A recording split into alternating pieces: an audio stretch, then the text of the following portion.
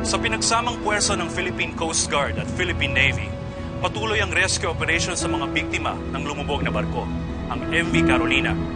Samantala, base sa manifesto ng inilabas ng pamunuan ng MV Carolina, halos kalahati sa mga pasahero ang nawawala at pinangangambahang nasawi na sa dagat.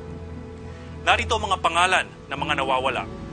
Angelo San Pedro, 14, Lucio Roque, 53, Miguel Castro, 37, Lupita Suarez, 60, Joselito Vergara Jr., 25, and Will Aguiles, 37.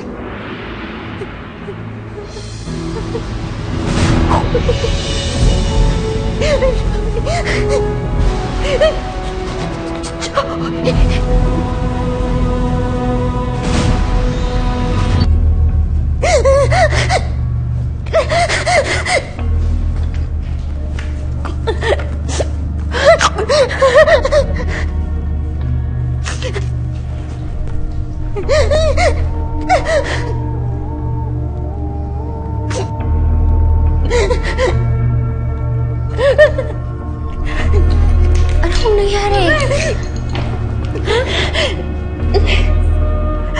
Si Joey.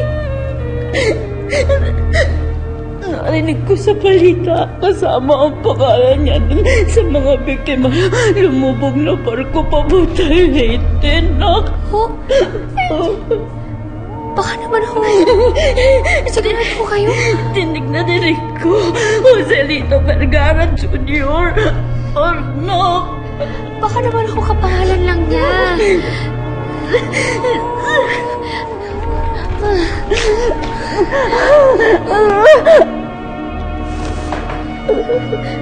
Ma, baka pangalan lang niya yun.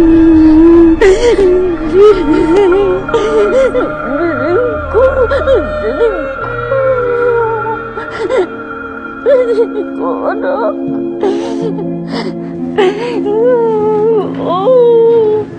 Buka mo na.